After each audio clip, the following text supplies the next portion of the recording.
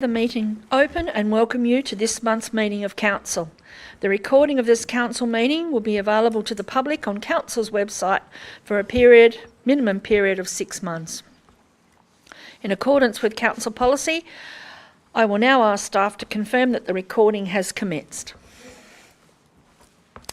Thank you. We'd like to acknowledge the traditional custodians of the South East Nation, the Malakadee people of the Yuin River and the Lilliquanni people of the Far South. We recognise their continuing connection to land, water and culture. We pay respects to their elders past and present. In attendance tonight we have Deputy Mayor Thorpe, Councillor Armstrong, Councillor Jessup, Councillor Burgess, Councillor Gibson, Councillor O'Neill, Councillor Camber-Smith and Councillor Robertson. CEO, would you like to introduce your staff, please? Sure. With tonight we have our Director of Governance, Strategy and Sustainable Development, Matthew Grimsey, Director of People and Corporate Services, Patty Johnson, Acting Director, Community Wellbeing Services, Lyle Ground, Acting Director, Infrastructure, Climate and Environmental Services, Sue McCarter, and our support staff, Media and Communications Coordinator, Kelly Davis, and Executive Assistant, Sandy Rustel. Thank you. There's no apologies for tonight, no leave of absence and no absent. Councillors, does anyone wish to declare an interest in any of tonight's agenda items? No, thank you. So, up to 4.005/24, confirmation of minutes. Do I have a councillor to move a motion that the minutes of the ordinary meeting of Council, 24th of April 2024, as circulated, be confirmed? Councillor Gibson, seconded. Councillor Jessup. Do any councillors wish to report any changes? Okay, well I'll put that motion. All those in favour, please raise your hand, and that's all councillors, and the motion is carried. Do we have any legislative items tonight? No. I believe we now have an urgent matter. We do, yes. So I will bring forward a matter on the proposed organisational restructure. So in accordance with Regulation 8.6 of the Local Government Meeting Procedures Regs 2015, the CEO reports that the matter was not included on the agenda for the meeting as feedback on the proposed restructure had not been finalised following the council workshop on Wednesday 15th of May 2024. The matter is urgent because the CEO has obligations to notify staff of the implementation process for the restructure, and qualified advice is provided for councillors by way of a report to council. The recommendation is pursuant to Regulation 8.6 of the Local Government Meeting Procedures Regs 2015, the urgent matter of proposed organisational restructure to be listed on the agenda in closed council for discussion as agenda item 19.024/24. Okay. Do I have a councillor to move the motion for this urgent matter and to be discussed in closed? Councillor Camber-Smith and a seconder, Councillor Burgess. I put that motion. All those in favour, please raise your hand. And that's all councillors, and the motion is carried. I'm just in Mayor's announcements. I've got the CEO of RSL TAS was pleased to announce that on the 22nd, being today, the Navigator phase will go live, and that is a one-stop shop for information on a wide range of services available to veterans and their families. So the number is 036154 0000. But if you was to make contact with RSL TAS, I'm sure they'll give you some more information. We had 2 winners in our National Road Safety colouring competition, and they were Lacey Clifford and Tyler Barton, and they today received their books, which were lovely. So, and I'd like to make a note that the campaign would have not been the success it was without the help of Lisa Pole and Sandy Rustel. So thank you for all you do for our community. It is also volunteering week, and I would like to take this opportunity to thank all the volunteers in our municipal area. Our society relies heavily on volunteers, so again, thank you from myself and my fellow councillors. 8.1.1, there's answers to our questions on our website. The questions and answers are there. 8.1.2, the questions given on notice, there was 2, and they are on our website as well.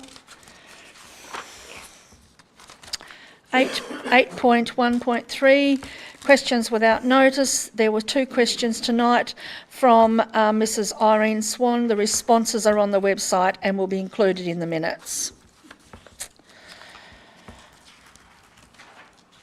Okay, so now we're welcome to public question time. If you have a question, as a chair, I'll ask you to come forward to the microphone and identify yourself by name and area where you live. To make things fair and equitable, we have a limit of 2 questions per person, but we're not a full gallery, so if you've got questions, yeah, I'm pretty sure we can accommodate everybody. So would someone like to... Does someone have a question? Yep, please. Thank you, Mayor. Thank Jerry you. White Craddock. Thanks, Jerry. My question is to do with developing a transport strategy for the Huon Valley. The availability or otherwise of appropriate transport is a continuing issue for residents of the Huon and southern Tasmania. Most recently, it has been the topic of discussion in relation to Road Safety Week Yes. and sealing the Plenty Link Road, both issues which have been taken up by Mayor Doyle. However, as the Council lacks a long-term transport strategy and subsequent priority, there isn't a framework for considering the various calls for improved mobility in the region.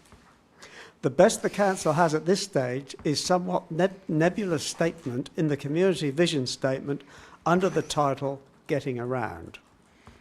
Given the high priority that better transport always receives in surveys in the Huon, it is now time to develop a transport strategy and set of action plans to achieve the community vision.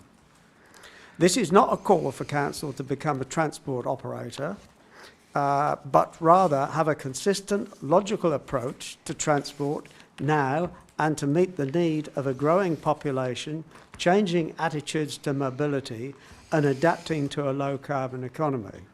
So my question is, please can Council commit to holding a transport workshop that includes transport professionals, relevant government officials and community members with the goal of starting the process of forming a transport strategy and action plans for the Huon Valley.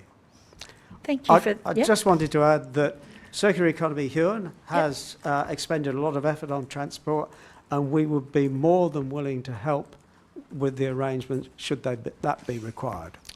Thank you. Thank you for that. Just to clarify, Mayor De Coulis put the Plenty Link Road back on the map, but yeah, naturally I've said that if she could find the money, I'm sure we'd be happy for it to go through. So can I pass that through to yourself, please? Thanks for the question, Jerry, and look, appreciate the work that yourself and Circular Economy do in this space. Obviously, it's important you did point out that Council isn't a transport provider or operator, but it is important that we're representing our community's views and the urgent need for improved transport. We certainly work with DSG and other councils on DSG's transport plans for Tasmania. The idea of a transport workshop is an interesting one, and certainly it's a subject area that cuts across many things that Council does have influence over and a mandate for. Land use planning, transport is critical to that. Climate change, transport relates to that also. So the idea of a community workshop, I'll consider that further and come back to you to the community once we've considered it as a council. Thanks. Thank you. Do I have any? Yes? Oh, yeah, you. Caleb from Dover. Yep. Through you, Mayor, I've been requested to ask this question by a number of Dover residents. It relates to the seat status at Nobby's Point, which is located along a bush track just off of Kent Beach Road. I believe it was removed due to damage, and so we're wondering what the status is on that and if it's going to be replaced. Okay, thank you very much. Can I pass that through to... Yep. Sure. I'm not familiar with the status of the seat at Nobby's Point Track. I'm aware of Nobby's Point Track and that there was a seat there. I'll take it on notice, but I'd encourage community members just to put concerns like that straight into our website, to our email address, hvc@huonvalley.tas.gov.au. That way we can get them answers really quickly. They don't have to wait for a council meeting like this. Good. Thanks. Okay, yes. Michael Monday from Garden Island Creek, excuse me. I live in Garden Island Creek, and we've got a 5-acre garden, which we get people coming to, we get tourists coming to visit, etc. each year. Yes. Now, when you go down Garden Island Creek Road, there are, on both sides of the road, properties that are littered with abandoned cars, junk everywhere, and the whole place looks like an absolute trash can.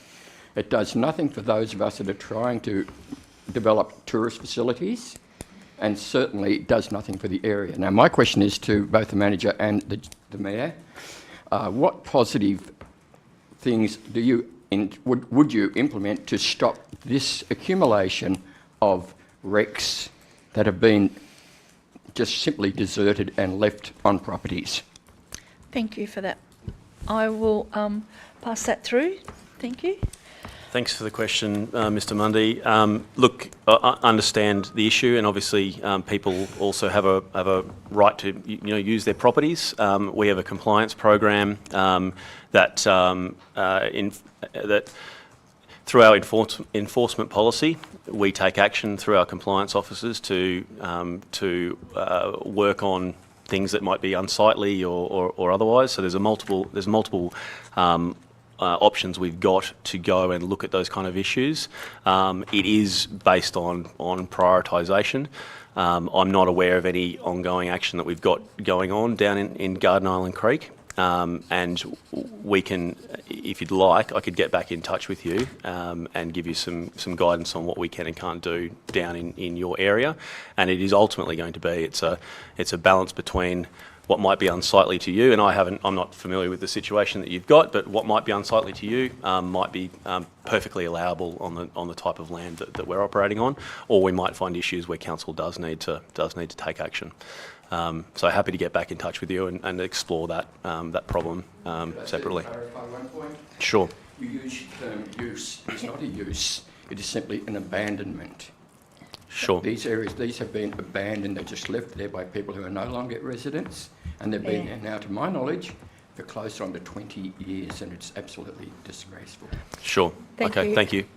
If you could leave your name and we can get, your number or contact details. Yeah, would you like, yep, with Sandy, and then we'll be able to tee something up for you. Is there any other questions from the gallery? No? Okay, thank you. Deputations. Do we have any deputations? We do not. Petitions? No. Thank you. Okay. Are there any councillors tabling their activities tonight? Would anyone like to speak to those?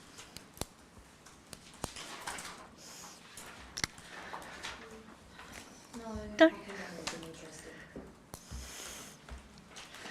Mayor, if I could just briefly say I had the pleasure of attending the dawn service at Dover, and lots of positive feedback from the community, and I believe there was lots of very good Anzac Day activities across the Huon, and that's important that we come together as a community to remember and to recognise. Thank you. Mayor. Yes, Councillor Robertson? Thanks, Mayor. Yes, I also attended the dawn service at Southport and can report that the fire shed at Southport is a real asset to that community. Yeah. And it was absolutely wonderful to join the community there on a cold, dark morning. And being by the sea in that kind of situation is special. I also attended a meeting with Christian Homes Tasmania with the Mayor, and that was interesting from the point of view of considering how we resource the care and accommodation of our elderly. That organisation's very active in Kingborough, but takes a strong interest in people from this Huon Valley community who often end up in that part of the Kingborough part of the world as they reach their older age.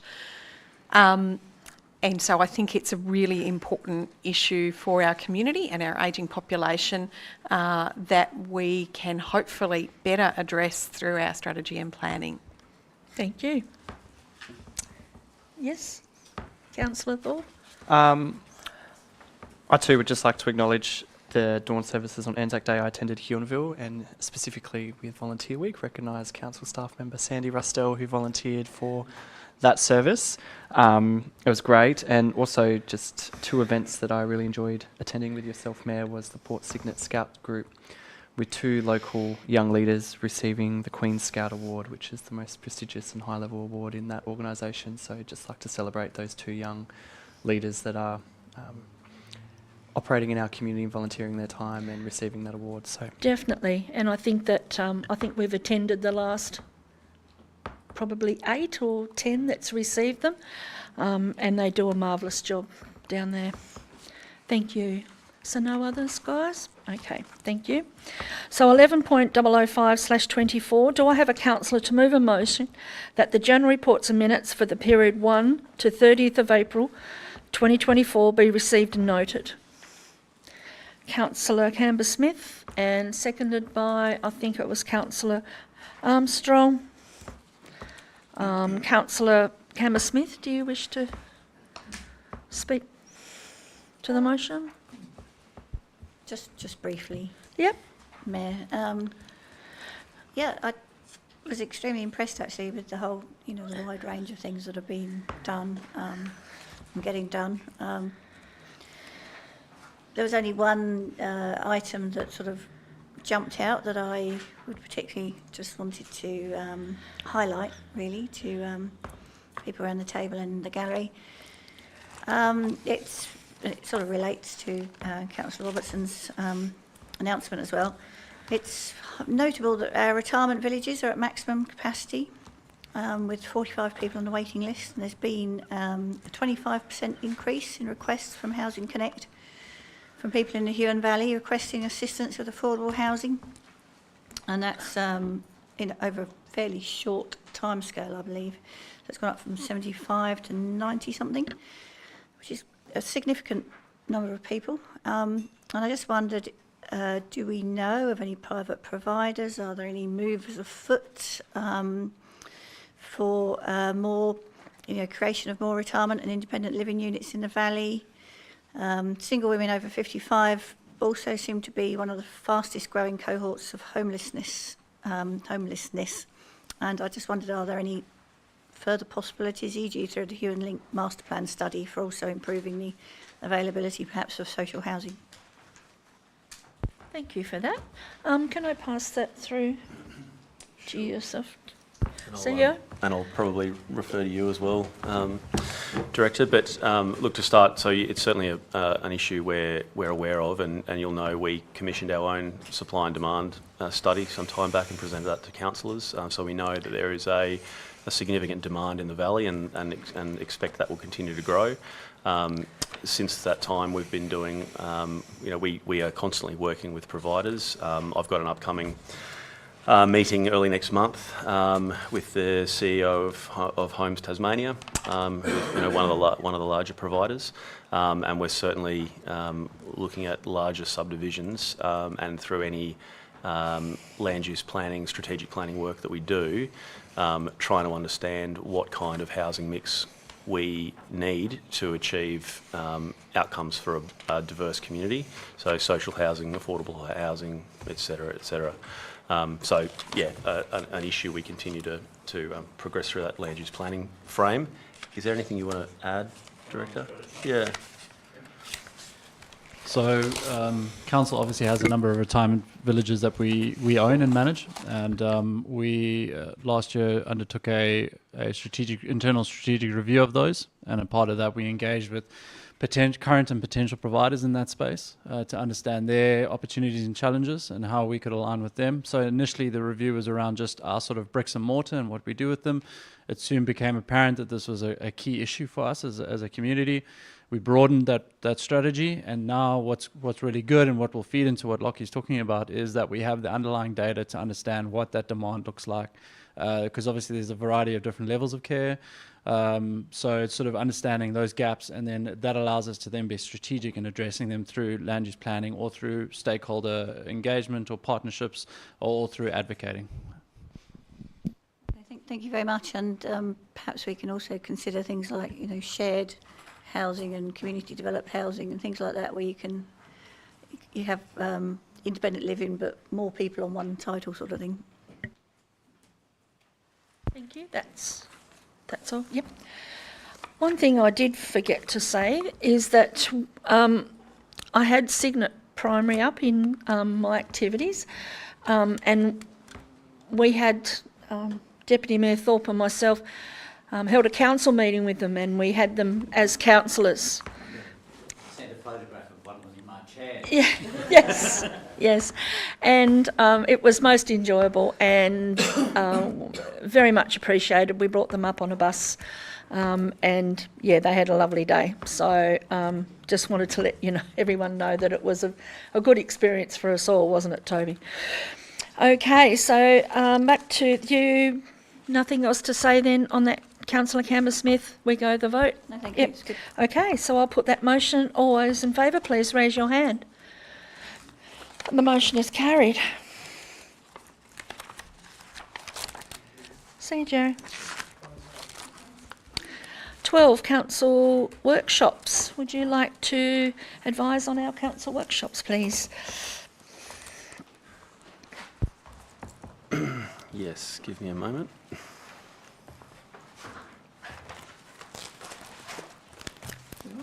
I'll take your paper everywhere. Thank you. Yes, 17th of April, we undertook a workshop on budget bids and the prioritisation process for the annual plan 24-25. We obviously looked at our rating effort, our long-term asset plan, budget modelling and the associated costs with the restructure. So that was led by our Director of People and Corporate, myself and our Manager of Finance. 15th of May, we were updated by TasWater on the Geefson wastewater treatment plant. We also had a further draft budget and proposed restructure discussion where we led a discussion on further progress following that earlier prioritisation process. And we also discussed the annual plan, which was a delivery of the draft and seeking councillor feedback. And finally, councillors were briefed on the outcomes of the Palais Management Committee review. Thank you. Thank you.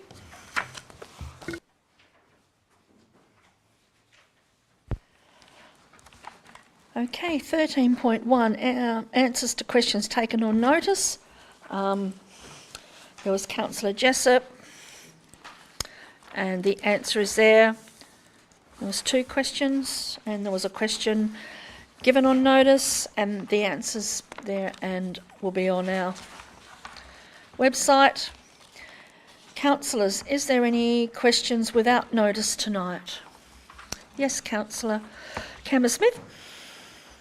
Mayor, I've got 2 questions, if I may. Some DAs require us to charge open space contributions from developers. I'm interested to know sort of what scale of, amount of money this might represent, whether it's ring-fenced and how that money has been and will be used by council. Thank you. Can I pass that through to the Director? Or do I just, they're just already answered, aren't they? Yeah? Do we leave it at that? I can read the response. Yeah. Yep. Biodiversity offsets and open space contributions are ring-fenced. Biodiversity offsets are the ways an applicant can address provision within the Yuan Valley Interim Planning Scheme 2015. Offsets can be in the form of on-site or off-site protection of similar value, ecosystems and or... Just to interrupt, Mayor, I was only asking about the open space, public open space contributions. Oh, that bit there. Because I was quite happy with the... With the other bit. Oh, okay. I got the whole lot in mind. You're after an expansion on your earlier... Yeah, so you're reading the response to your earlier question. Yeah, So that's right. And having had a chat with the director, it didn't seem to be much of an issue. So it was more interested in the open space. The public and the sort of open strategic use space. of that. Yeah. Contributions are held on trust for the acquisition or the improvement of land for public open space for the benefit of inhabitants of the municipal area as required under section 17-5 of the Local Government Building and Miscellaneous Provisions Act 1993. So the public open space contribution is taken on every application for subdivisions of land in specific zones. The zones are listed in the public open space contribution policy. In determining the requirement for public open space, a number of matters are considered. The contribution may be in the form of land for public open space, cash in lieu of public open space, or a combination of these. Okay, so we don't know the extent of the amount of money and what's been done. We don't have any specific examples at hand, presumably. It's just... Are you after income over a period of time? Because we can certainly get that for you. I don't have any feel for what we're talking about in terms and what we'd have the possible flexibility to do with that sort of money. I'm not after exact figures, but just... Can we take that on Yeah, I notice think and come back to you? Yeah. Yep, okay. Thank you.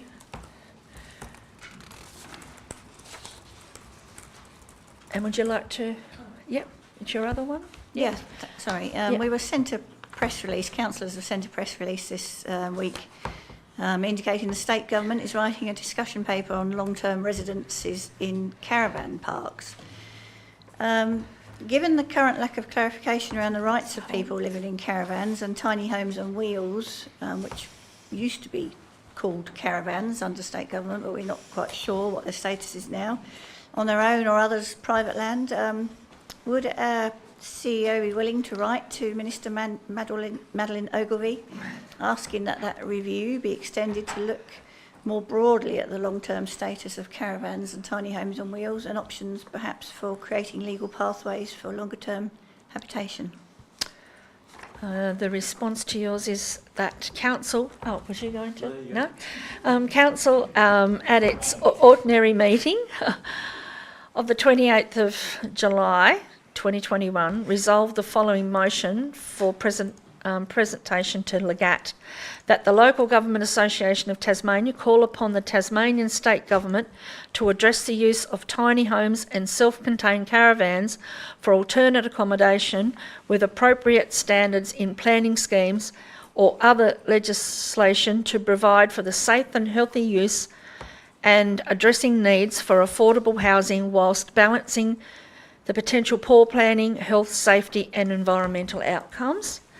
This motion was carried at the Legat General Meeting of the 3rd of December 2021.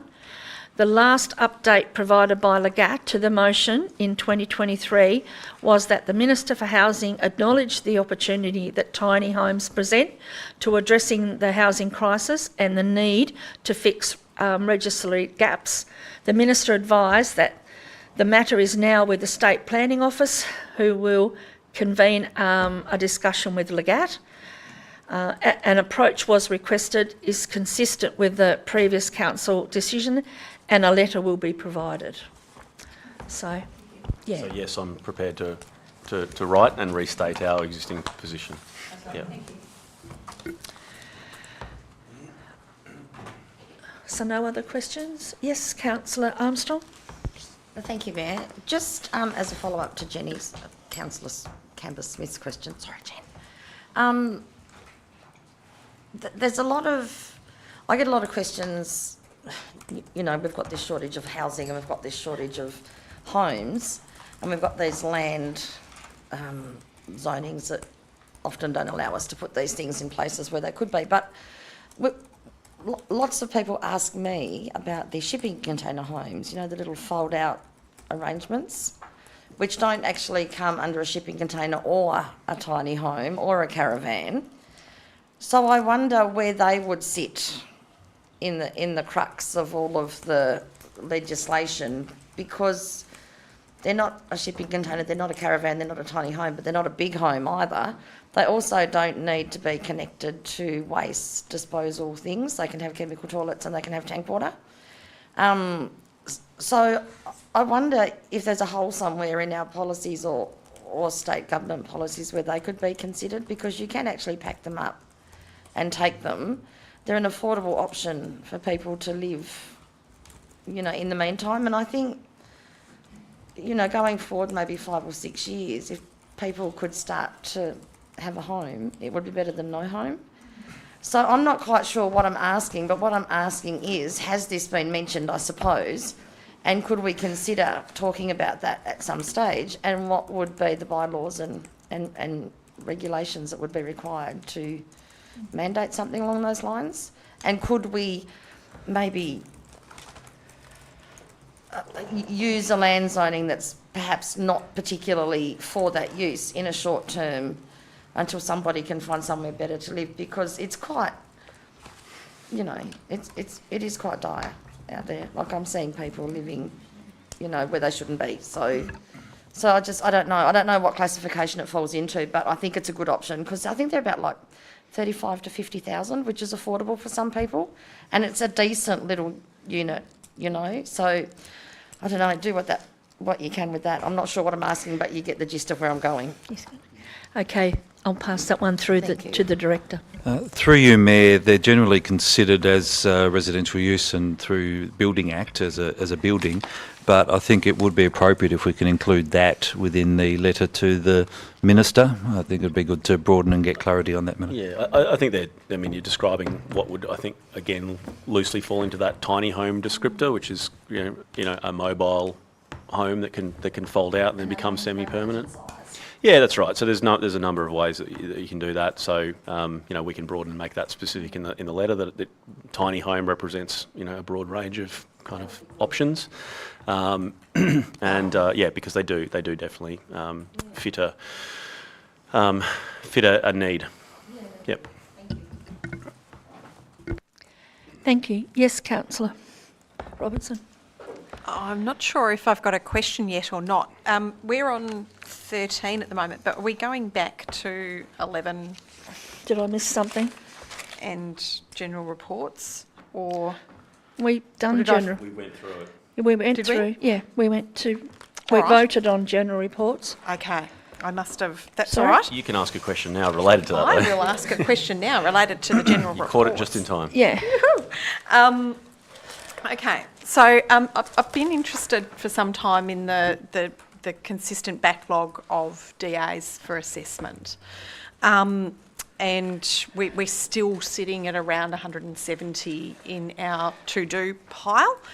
I think it's worth noting that with application fees, most of those are discretionary, and we'll have paid an application fee somewhere between $1,081 for an outbuilding or $1,760 for a dwelling. So we're talking perhaps around $200,000 of fee for service that, and around 170 transactions that are outstanding as we approach the introduction of the new Tasmanian planning scheme in this area. I'm concerned from a governance point of view at how we manage that transition. There's potentially really significant workload transitioning to and getting underway in that new scheme. recognising that that's supposed to make life easier because it'll be consistent with the rest of the state. But we really only get to take advantage of that when we've done and dealt with the backlog. Is it possible for staff to give us, as councillors, from a governance point of view, greater visibility into the nature of that backlog and to assure us of how it's being managed, or whether there are risks around that backlog? And that might be the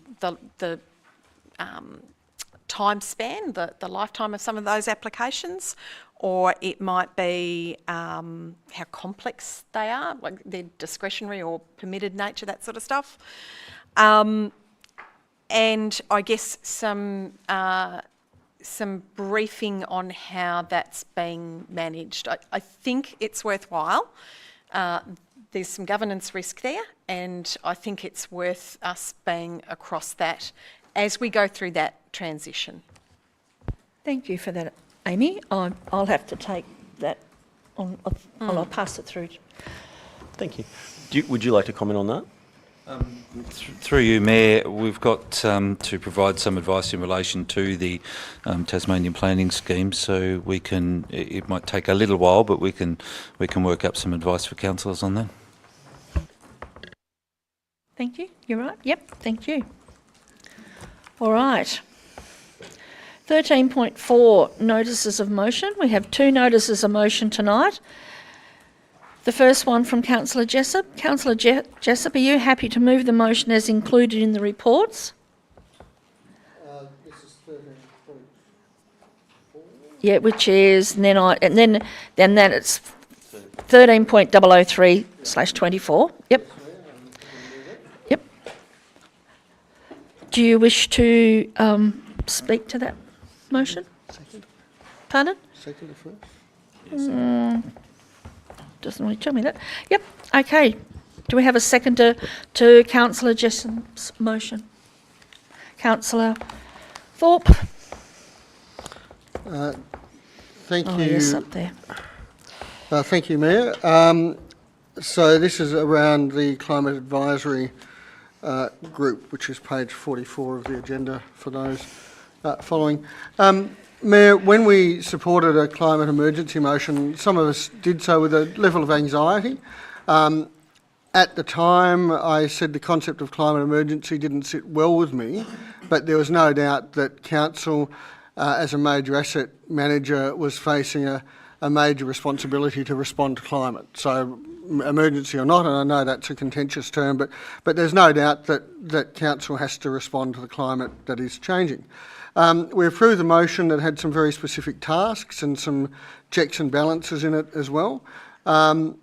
Across business and government, we're all now needing to face the reality of climate as a major strategic and financial risk in our planning, and it's a responsibility of elected members or boards as well to be across these types of risks, and I'd argue that having an active hand in their management is part of our responsibility. I note we've got Councillor Burgess beside me in an important role in emergency management. I sit on the Health and Wellbeing Committee, and that from time to time talks about the impact of changing climate and on both physical and mental health. And Mayor, you're on things like the Waste Group, which are all being affected in important ways. Mayor, I estimate that we're probably directly spending on wages probably $250,000 on sort of biodiversity, climate, emergency mitigation, and all up, if you want to gather together the livability type topic, we'd be well over $1 million in wages alone, let alone the capital costs and other costs that we spend. So it is a significant part of our responsibility. So I want us to ensure that councillors are across the issues and can sell the value of the investment to ratepayers, both residential and business ratepayers. And I do note the Director's response to my question on page 112, which has some really good examples of the good work that staff are doing in this area. It took us a little while to get all our officers in place, but I'm glad, and I think that we're playing with a full deck of cards in this space at the moment. So, yeah, I'm feeling that a strong work plan needs to be in place, and that the work plan is endorsed by an actively engaged council and community. So one way, I suppose, for us to ensure that is to have some form of council committee of some kind that also draws on staff, other agencies, professionals and community input. So that's really what the motion is saying, Mayor, that we did actually agree to set up an advisory group, whatever, but we didn't define the structure, so we haven't done that bit of work yet. And my only request that we do need to do that work, and I'm asking staff to do that and come back to us, but also that in that development we actually see as a significant role for councillors in that. So, Mayor, that's a motion. I'd like to ask my fellow councillors to support it. Thank you for that, Councillor Jessup. Is there anyone to speak against? No? You just want to ask a question? Yeah. I'd actually like to propose a procedural motion of deferment of this motion. I mean, I'm completely in support of Council's climate change emergency motion, and indeed I believe climate change to be the biggest threat to the future well-being of our young people. I'm also supportive of an expert advisory group. However, I'm against mandating a timeline and a format onto a fairly newly appointed climate change officer who's already spread thinly. Myself and Councillor Burgess sat in on Malcolm's presentation to a Circular Economy Huon event last week. The presentation was deeply compelling and engaging and supported Malcolm's approach to his council priorities. We've got a climate change workshop on the 19th of June, and I think we'd all be in a much better position to talk about this and make a decision that may possibly impact on other aspects of Malcolm's work if we, put more work on him at this stage. So Do I have a seconder for... Yeah, I'll second that. Okay. So now, put the motion. All those in favour of Councillor Camber-Smith's... Deferring it till when? Just After the workshop, was that... yeah, after the workshop, after the night, so I guess June's meeting. Yeah. No discussion apparently. No, there's no discussion. No discussion on that. So we just need to vote. So all those in favour, please raise your hand. That's Doyle, Gibson, O'Neill, Camber-Smith and Burgess. And against is Thorpe, Armstrong, Jessup and Robertson. So the motion is carried. Point of order, Mayor. Councillor Burgess abstained. It's against the motion. Therefore, the motion is lost. Did you have your hand up? Sorry, Yes, sorry, you were looking Yeah. the other way. Oh. Yes, he You voted. vote Sorry. for Yeah. Sorry, I take Presented it back. very confidently, but you were I wrong. did. I came out very confidently Do I there. go back? Yes. Okay, thank you for that, guys. So this means, Mayor, that this motion will come back to the table Yep. in June? Yep. Yep. The next motion is also from Councillor Jessup. It is 13.004/24. Do I have a seconder to that motion?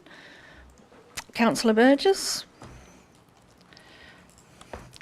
Councillor Jessup, do you wish to speak to your motion? Thank you, Mayor.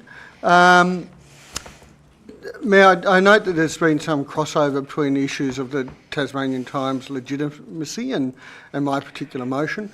Look, that's not my intent to talk about the Tasmanian Times specifically, but in a way I suppose they are related, because I don't think a genuine media outlet would go on a seek and kill mission like the editor of the Tasmanian Times did against Councillor Armstrong. But I'll leave that question for others to ponder. When I saw the article, I did actually approach Councillor Armstrong about her reaction and to mine, and she was happy with me moving this motion. There's no doubt that the strength of this council is about its diversity, and I do value the opinions of all presented. I certainly don't agree with everybody, and I'm certainly happy to have a discussion when I don't agree with people. But how much poorer would we be if our decision making was, you know, we're all old men in suits or farmers or hairdressers or something, and those groups alone. And it's through the fact that we've got all sorts of people that we're a stronger voice. I've worked in justice, child safety and disability most of my life, and I've seen firsthand how men gaslight women, how men try to put women in their box, and how letting men get away with this simply feeds the next generations of boys who become men just like this. We've had many stories of women in Tasmania saying how hard local government is because of the ongoing harassment and bullying and attitudes exactly like those that were expressed. You know, no offence, Deb, but I suspect if you were a bloke, you wouldn't have got anywhere near that treatment. And while some of their editors say that there's nothing misogynist in that article, you know, I think even the Snyder comments to sexual acts and stuff were in there, and you know, let's be honest, that was an extremely despicable and misogynist article. What this motion is about is simply saying enough is enough. That it's saying that we all stand with Councillor Armstrong's right and to be here and contribution, and to bring her unique insights and understandings of the people of the Huon Valley to this chamber. So I hope that you can all support the motion and call on the Editor-in-Chief of the Tasmanian Times to not only withdraw the article and remove it from their website, or their site, but also to issue an apology to Councillor Armstrong. Thank you, Mayor. Thank you for that, Councillor Jessup. Is there anyone to speak against that motion? No. Well, if that's the case, you don't need to speak any further? No? Well, I'll put that motion. Oh, sorry. Oh, I didn't. No, it's just, I think it deserves some discussion. I'll support this motion despite reservations. The CEO's advice states that Council doesn't currently recognise TT as a legitimate media outlet, and I don't believe that's a judgment Council can make. Not these days when people access a whole range of online sources for their news. But aside from the opinion pieces, the Tasmanian Times does publish unedited media releases from many agencies and groups, which is useful for community. Yeah, but we're... leaving all that aside, I do of course condemn any debate which attacks the person rather than the subject, or which is otherwise hurtful, disrespectful or patronising. I also note we're calling for a retraction and apology. While this motion is very specific in its target, I call on everyone around this table to also abide by the principles enshrined in this motion. If we don't ourselves model this behaviour, we have no right to call on others to do so.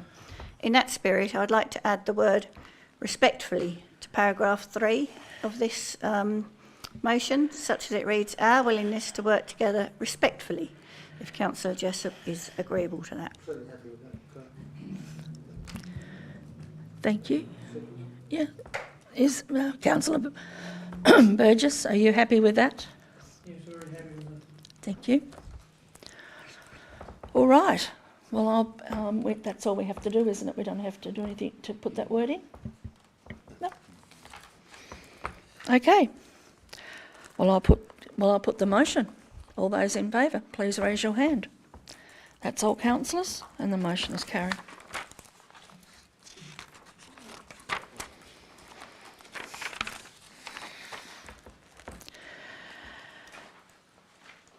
(15.012/24) General Policy Review.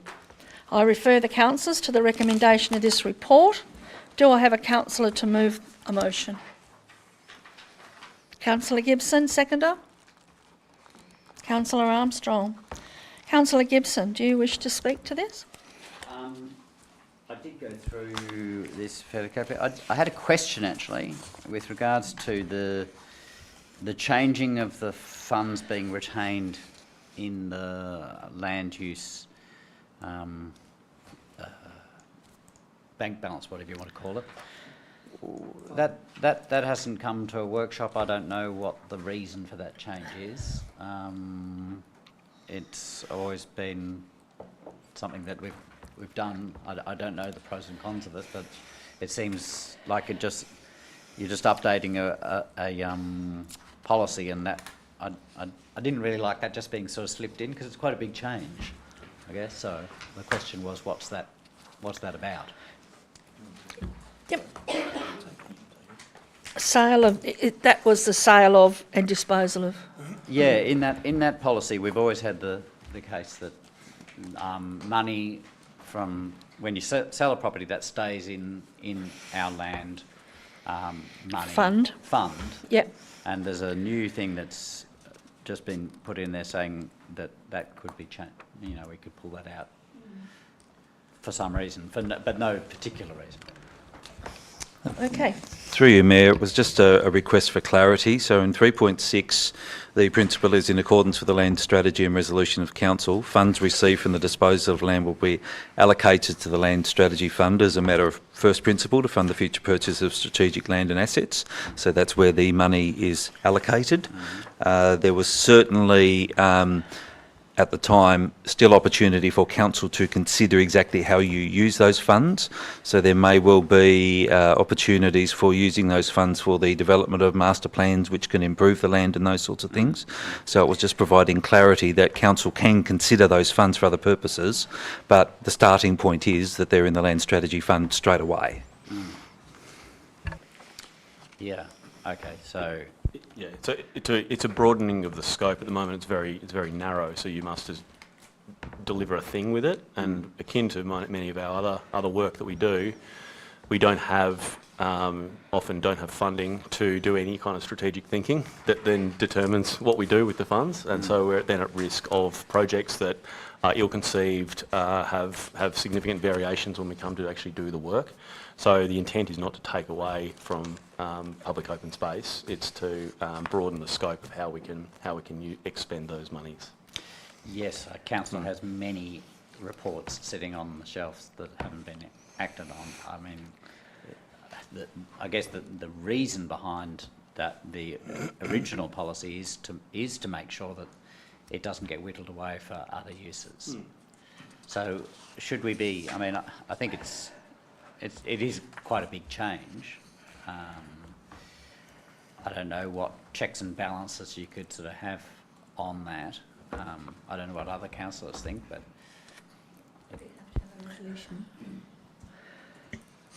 Through to the...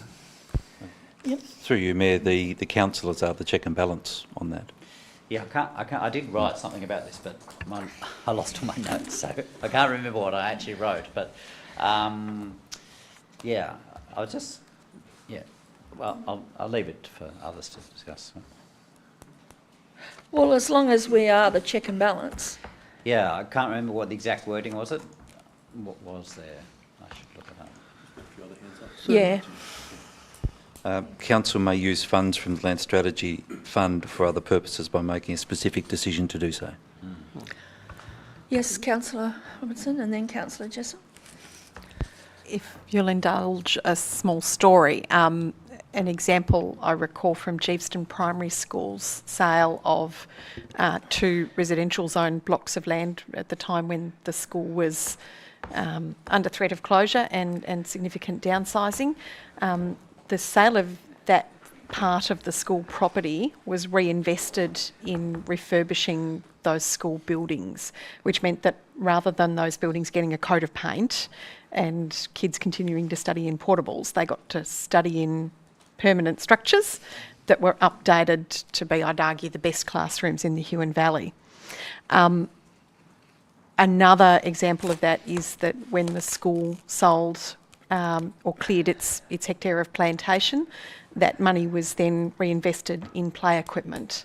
So I think it's about understanding whether the money can replace the purpose that was originally intended. There may be times when, decades ago, land and a land-based use may have been the number one purpose for community, but the question is is that still the number one purpose, or is it a different kind of infrastructure on land that's remaining or something? Or some strategic planning to help that community do the next step of its evolution. And I think that we're, as the director said, we do get to have that.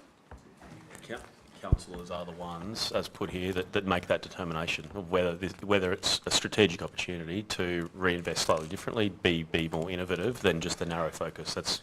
We're trying to, like I said, broaden the opportunity, but not take any kind of more executive power. It still sits with councillors if you want to actually make that determination. Yes, Councillor Jessup? Thank you, Mayor. I have a general question about the policy stuff, but I'll deal with this because I also had two questions on this. One is just what is the balance of the land fund at the moment, if that's possible, and I'll let the director think about that while I mention back to Councillor Gibson's comment. So the first paragraph before the new one is, in accordance with the Land Strategy and Resolution Council funds received from disposal will be allocated to the Land Strategy Fund as a matter of first principle. So that implies that there are other principles that maybe it can be used anyway. But as a matter of first principles to fund future purchase of strategic land and assets. Now, if we wanted to put a little bit more ring fencing around that we don't end up losing this money into, consolidated revenue type activities, we could say something like future purchase of strategic land and assets and related activities. So we just focus it purely on that core activity, and then that would remove the second paragraph. That's a new one, which council may use the funds for basically anything else it decides to. But then, so what you want to pop something in there so that we as councillors have the right direction? Oh well, we still do now, and that's right. And I suppose, we're all pretty. I suppose we're considering the value of a policy document is that when we do get a proposal, we consider it against a policy. And I suppose having this line in the sand is good. I went to a workshop last weekend that said the role of chairmen to stop CEOs going crazy, and the role of CEOs is to stop chairmen's going crazy. So, in some ways, a policy helps guide us. And if we feel it is, that any money that comes from land sales in the future should go back to that sort of on-the-ground asset development, we can make that decision. I'm not necessarily saying that's the way to go. If Councillor Gibson's nervous about the full hog of taking the fence away and letting us do anything with the money, which I'd argue in the current policy we probably could anyway. Yeah, and I think that's what... Yeah. So the first part of your question was? So how much, what are we talking about, a sheep station or not? We'll have to take that on notice, but I think it's about 1.6 million was the... Okay, so it's a bit of a sheep station. Are you, so you want to still want to change the wording? I'm really throwing that into the discussion, that if as a group we felt we wanted to ring fence it more, that's one way to do it. But I'd argue that the paragraph that's there already allows us to do whatever we like anyway. Yeah. Really. So it's a bit academic almost. So you're... Yeah, there's more of a question.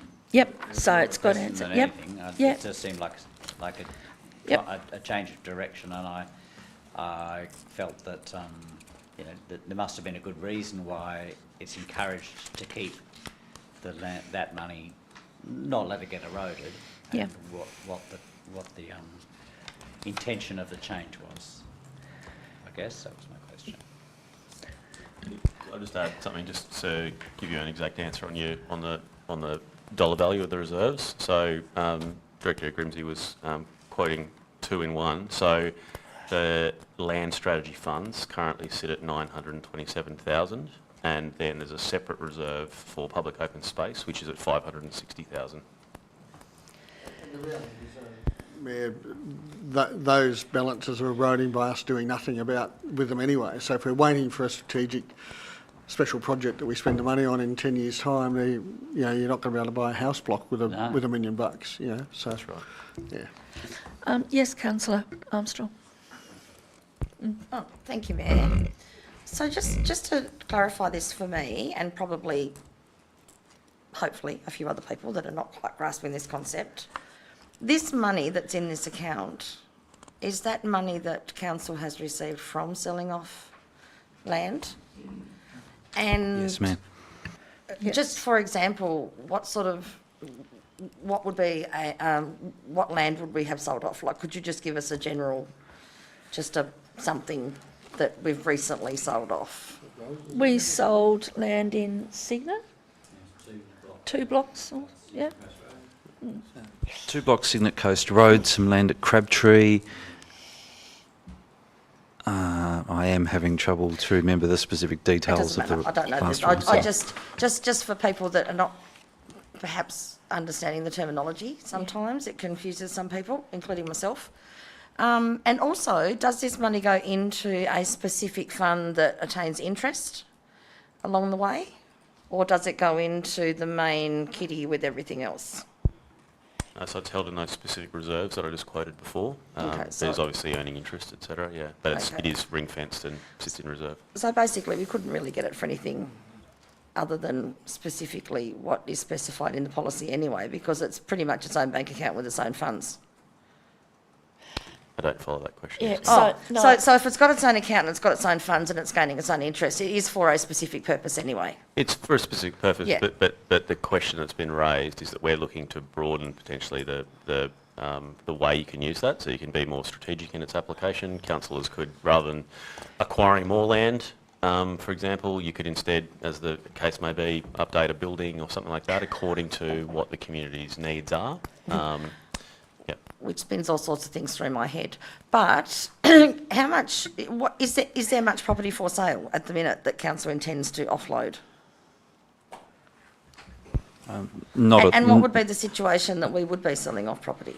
There's not at the moment. So as identified in this process, the land strategy does require a review to then look at the land that has been previously identified as surplus, and there have been changed circumstances since the last decision was made. So it'll be for this council around this table to work through the process with that. Well, that's where I'm getting to, because the land usage things are changing all the time, the strategies are changing all the time, the planning's changing all the time. So therefore, the funds would be changing all the time. So we really couldn't use it unless we discussed it, could we? we can't No. at the moment. It's got to come before Because council. we are monitoring all of that as a panel as well. Yeah. So that was very long-winded, thank you. But to get to where I was going, I needed to be sure. Yep, Thank no, you. that's fine. Yeah, so do I have any other? Yes, Councillor O'Neill? Oh, yes, yes. Thanks, Councillor O'Neill. Yeah, I have a comment, an example, and some questions. Firstly, I'm supportive of, broadening the use of the funds slightly, but not to such an extent that it could be used for anything, as Councillor Gibson's stating. So perhaps there's a form of words there that where it is something to do with land and assets and public community. I don't know. I can't quite think of what I'm trying to say there, but not so that it be used willy-nilly is really all I mean. Secondly, 1.6 million. No, we could perhaps buy a bit of land in Crabtree Grove and Mountain River for the 1,500 people there who've got none. Absolutely none. I'm really thankful this policy is in place, and I only wish it had been when the council-owned land in Crabtree was sold, because it's high altitude and it's half in the Rocky Creek water catchment, and it should never have been, it's completely enclosed by reserved land, and it should never have gone to private development, but there you go. I did have some questions that, and firstly I apologise for having missed somehow the email that had this draft policy in it back in April. I'm not sure who saw it. I thought it was just to tell us this was going to be happening, not that it had the policy in it. And I had a couple of things I was concerned about. paragraph 7 in 1.1 background, where it says council needs to ensure that it receives the best return from land and utilises land to its maximum capacity.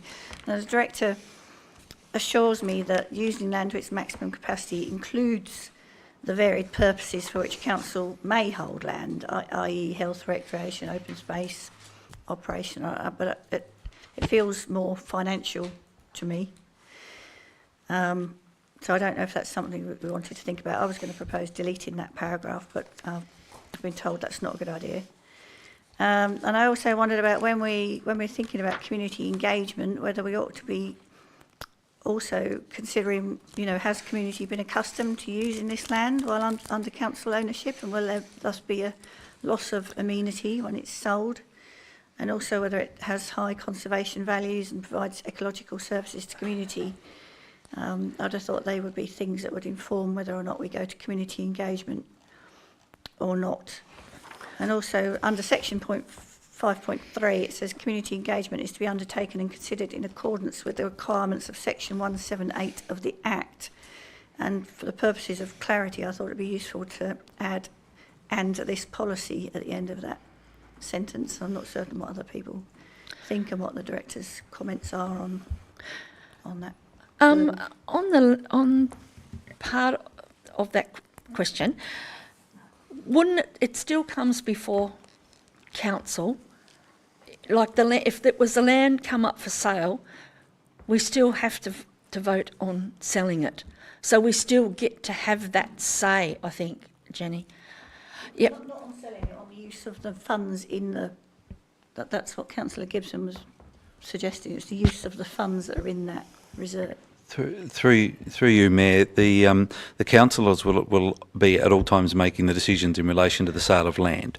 So in clause 3.3 there are 15 considerations for council, and that includes reasons why the land was originally purchased by council, whether it's intended for another service provision, any relevant direct and indirect benefits to council, both tangible and intangible, any impact that the disposal of the land may have on the community, the value of any associated environmental benefits. So those matters that you've raised are considered by councillors around the table. Not as to whether we would undertake community engagement on that sale. Well, that's what's my specific so issue then there. when you move to Because that's not what happened, you see, for the Crabtree land. We only heard about it as it was happening, and by that time it was already in the hands of Western Australia Mining Company. then you move to considerations. So in deciding whether community engagement is necessary, which is the councillor call again, history associated with the project or a known issue that may impact on the situation. Does the sale of the have the potential to become highly politicised? So they're your considerations. So at all points in time, councillors have the clear ability to direct engagement based on those considerations. But as we said earlier, the issue is that we should be guided by a clear policy, not by having to think about all these issues at that time. Whereas if we are very clear about our criteria, then it makes the whole thing a lot easier. Are you suggesting that there'd be a positive onus to engage with the community? Is that what you're sort of saying? That Just another couple of things to take into account when determining whether to... I mean, my preference would be that we ought to, yes, engage with the community, because, public land is always going to be valued by someone. But I do understand, there's a cost involved to that, and maybe sometimes it wouldn't matter in the slightest bit, because it's just a bit of, road reserve or something. Yeah, true. But, Yeah, sorry. Yes. Through you, Mayor, could I just direct a question to Councillor Campbell-Smith? Jen, when did the Mountain River land sell? the Crabtree land. Oh, the Crabtree I think it was land. 2019, just before this policy came in. I think that's probably one of the things that did prompt the policy, because there was a lot of community angst. Yeah. So I'm also guessing that was a No. different council and Yeah, probably yeah, not absolutely. something that was discussed as much as we might No, but it discuss reduces the possibility of such events happening in the future if the policy is very clear about when we go to community engagement and when we don't? I think the thing is too, we'd have to be careful doing that because otherwise we'd be going to community engagement for everything. But why wouldn't we? I mean, imagine, this was a bit of public land that people had every right to consider would stay in. And I was told when I made the inquiry, well, you should have read the land strategy. Who reads council's land strategy? Yes, Councillor Gibson, did you? Yeah. And then As with Councillor Campbell-Smith, I was slightly worried about the term maximum capacity. I was wondering whether it should be more directed back to our strategic plan. So the best fit for our strategic plan, because that's been workshopped, the community's on board, and it's what's meant to be driving all of our decisions. So, yeah, I mean, yeah. Can I make a suggestion that given I certainly missed, and I think others have missed the fact that this draft policy was available to us prior to this agenda coming out, maybe we need to think on it a bit more and just come back to the director with our comments and debate it or something. I'm a little bit worried by some of these things. Through you, Mayor, we're not expecting any particular sales in any hurry or disposal of land. Well, exactly. So Why? Yeah. there are a number of things you could just accept the changes for now, and that we do bring it back to you once as a part of the process that we go through revising the land strategy, or you could simply defer it to a later time.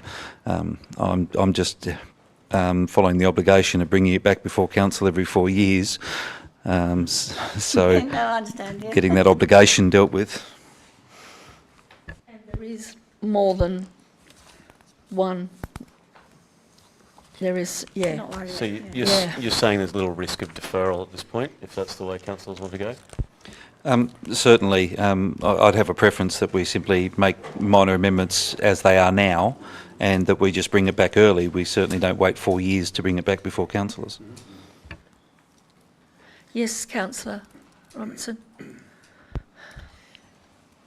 I've got a few points around this, so please bear with me. First, as background, I'm looking at the reports from the council meeting of 31st March 2021, where I believe this policy and concept was created, and there is a reference to Liddell's Road Crabtree and decision to sell remaining land on the open market. So I'm reading that some of the events being discussed are potentially done under this policy. Now, the points that Director Grimsey was reading out under 3.3, I'm really comfortable that they're quite comprehensive in covering the range of inputs to be considered as decisions are made under this policy. So that's a second point. But what I would offer some comment on is thinking about efficient process and the underlying challenge of keeping track and managing consideration of council's land assets. So I've had some, did comment on the original strategy and raised that question. The document, the land strategy itself, was maintained as a reference and referred to, I think, about half a dozen times in this proposed policy. My concern is that when you have a land strategy that comes before council for review every 4 or 5 years and needs a separate project resource to review, that you potentially lose accessibility for that process of consideration of how you manage your land, and that those considerations become less adaptable. The example I quoted in correspondence with councillors and the director was a property at Geeveston that in the land strategy is slated for disposal, sell it, but hasn't been sold because in recent years council staff have thought of some other potential uses for that land. But at the moment, we're kind of in a limbo situation. We haven't followed council's previous direction to sell the land, so there's kind of a governance failure there. But we're not really able to take advantage of great ideas to do something different to it because the land strategy doesn't say that we can. Now, we've got a bunch of asset management strategy.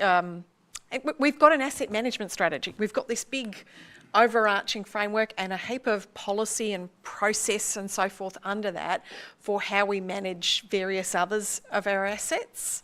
And the definition in this proposed policy is actually that land strategy means the land strategy adopted from the council from time to time as an asset management plan relating to land. It recognises that function of the land management strategy.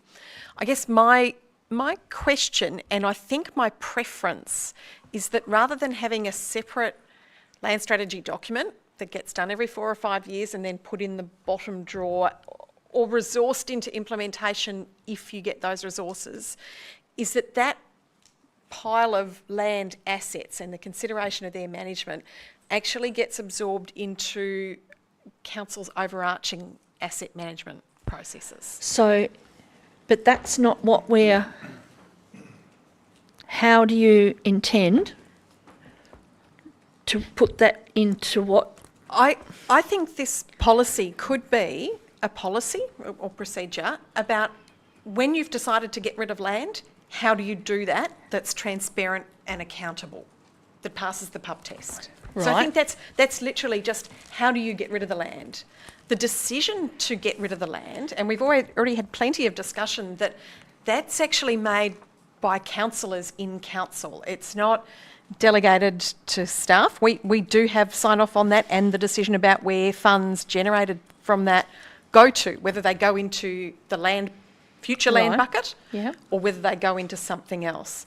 So I think there is potential to revise the policy. I'd be happy to approve the other 2 policies proposed, but defer approval of this pending some adjustment to steer it towards the overarching asset management process of council. Okay. Councillor Gibson, Yes. what are your thoughts on this? You moved the motion. Yeah, okay. I listened to the director and everybody, Yep. and I can see that moving it along, and I'm more than happy to do work on it for at any time Yep. as we can. Yep. But I would like to see in considerations some reference to the community plan and that maximised capacity. I'm comfortable that it will be councillors making the decision, so we can use it for other things. And I think there's good examples of why you would want to. But I think that it should be driven by our overall plan Right, okay. as the lens that we sort of look So at. you've got something you'd like to add to it or take away, or do Yeah. you want to... I'd probably put A in the considerations and shuffle them all down. That's in line with the community plan. Pass that through to you.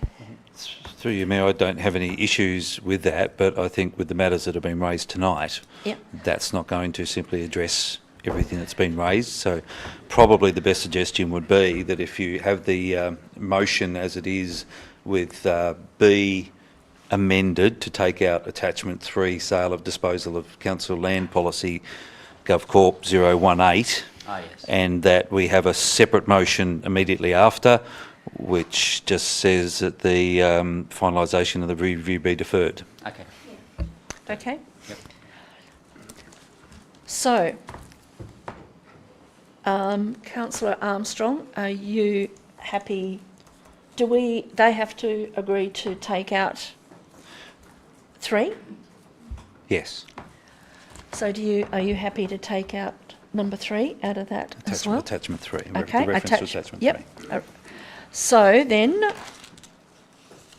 we can now vote on that one, and then, yep, okay. So all those in favour of that, please raise your hand. Yeah. Taking out the sale and disposal of council land policy. Okay, that's all. Yep, yep, without that, yep, that's all councillors. And now I need someone to move that we defer. You councillor, yep, yep, a seconder, councillor, yep. We won't be doing it by the next meeting. Yep, and you're happy to second that, councillor Robertson? All those in favour, please raise your hand. Yep, was that a raise your hand? No. No. I would rather have a date than just kick it down the can for a bit longer. I think that's hard for staff. So yet another thing in by the staff to have on the back of the burner. Wait a moment, pardon? Or maybe we ask them when you think you could get it done by. Can we not just add a clause that it be reviewed before any sale or disposal of land the next time? So, but We are deferring it, yep. I think, look, I really appreciate the discussion. There's been a lot of stuff raised, and it was, this was provided earlier, and we've had a very full workshop agenda, as all councils know. We've been churning through a hell of a lot of work. Ideally, things like these policies, I'm uncomfortable with feeling like we're making them on the fly and chopping and changing. It's a great discussion. We need to get this onto I'd like to commit to getting this onto a workshop agenda ASAP. I don't have that calendar in front of us, but I do know there's a couple of gaps coming up shortly. So if we commit to getting it onto one of those workshop calendars soon, we can then table this, go through that and get this back onto the agenda sooner rather than later. I know that's not committing to a timeline, but I do know there's at least two, I can't see Sandy, but there's at least two in I think the next 2 months where we actually do have this back on, we've got current gaps in our workshop schedule. Okay, yes. If that would satisfy you. And through you, Mayor, that also relates to the fact that we have a large number of policies which are coming up for review. So those ones that need to be discussed through, there's some that'll be released to councils coming this Friday. So particular issues come up on that one, then those ones can be deferred off to that workshop as well.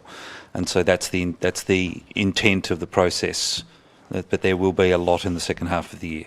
Yes, Dave, what have you got? Yep. Just on the subject, also like to mention that we're saying that we have no sort of any plan to sell lands shortly, but I actually think we should be looking at our land pretty hard, because I think there is land that could be utilised and to help the housing crisis in the Huon Valley, and I think we probably need to be a bit more urgent on that. Yeah, on that sort side. of thing. Yep. Okay, So, thank yep. you. All right, so then all those in favour of deferring the attachment 3, please raise your hands. That's all councillors and the motion is carried. Report number 15.013/24, lease of public land, Bridge Cottage, Burton's Reserve, Signet. I refer the councillors to the recommendation of this report. Do I have a councillor to move the motion? Sorry, Mayor, do we not have to vote on the other two policies? Did we? Oh. We did, Oh, yeah. okay. We did that.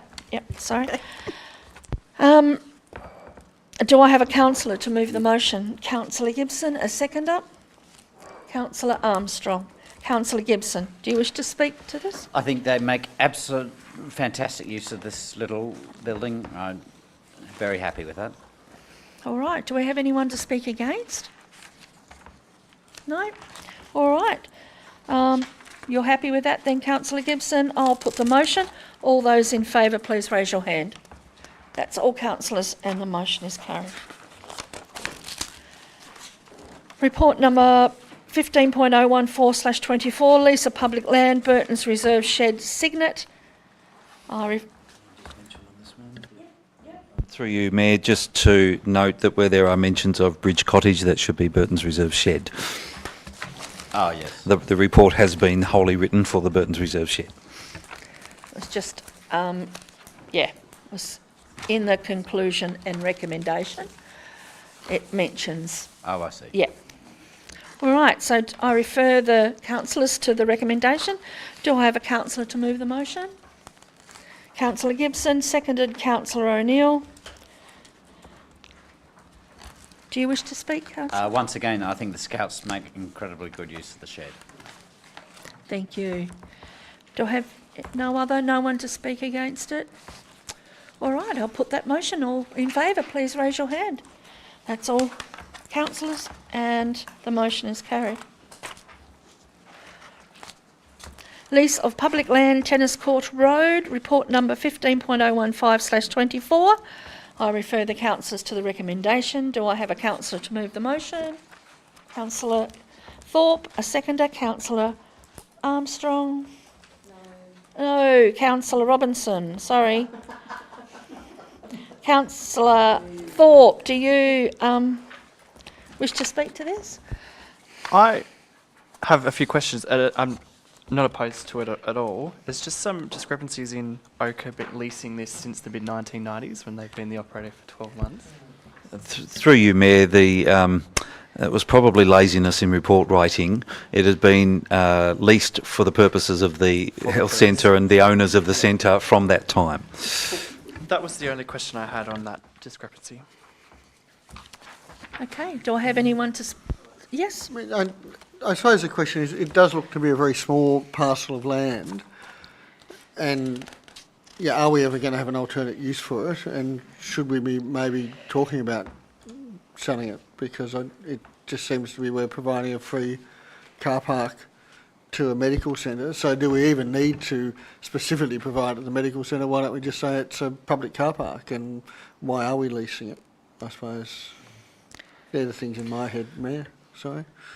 Through you, Mayor, the medical centre is fully responsible for the upkeep, maintenance and construction of the car park. That is not council. Okay. Is there any other questions? No? No one to speak against it? I'll put that motion. All those in favour, please raise your hand. That's all councillors, and the motion is carried. Lease of public land, Cygnet Town Hall, 15.016/24. I refer councillors to the recommendation of this report. Do I have a councillor to move a motion? Councillor Armstrong, seconder. Councillor Gibson. Councillor Armstrong, do you wish to speak to this? Mayor, as a matter of fact, I might just have a couple of words. Yep. I'm in agreement with what needs to happen for leasing for the next few months or whatever, but there's been lots of discussion with community members about the fact that it's fairly old and fairly dilapidated, and it's not particularly exciting for people to want to go in and rent.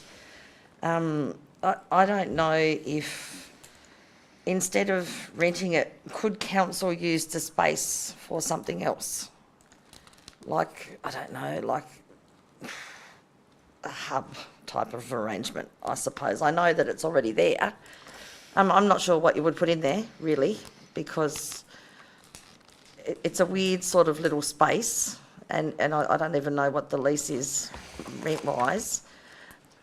But it would be a good space for similar things to what Huonville has, because the supper room apparently is cold and noisy and not personal enough for some small groups that want to use it. So I just wonder if, instead of leasing it down the track, and I know there was the consultation, but I don't think anyone was really interested too much on giving too much advice on what they wanted with it.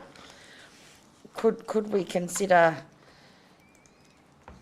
I don't know, putting some auxiliary services in there or something, you know, which comes back to the medical nightmare, I know. But there's such a need for things in Cygnet that they don't have, pretty much probably like everywhere else. And I don't think there's many places that would have parking and viability for those sorts of things. So I'm not really sure that leasing it going forward is going to be very productive, unless we all have somebody that wants to jump in there and grab it straight away. I'm just wondering if we could use it for something else, given that there's a sort of a shortage of all these sorts of things at the moment, you know, like mental health facilities or, you know, Councillor Gibson's group would probably be a little bit more, what's the word, Paul? A little bit more contained together, you know, not so spread out, a bit more private, a bit more, you know, but there's a lot of big spaces, a lot of big room, and there's the cost of the upstairs room as well. Like people have said, it's quite expensive if they have to hire the upstairs hall. Perhaps we could lease the smaller spaces at a more reasonable cost. So I don't know, but that was my 10 bobs worth of thought process, which I just had yesterday. Otherwise I would have told you all about it. Thank you. Have we got any answer to that?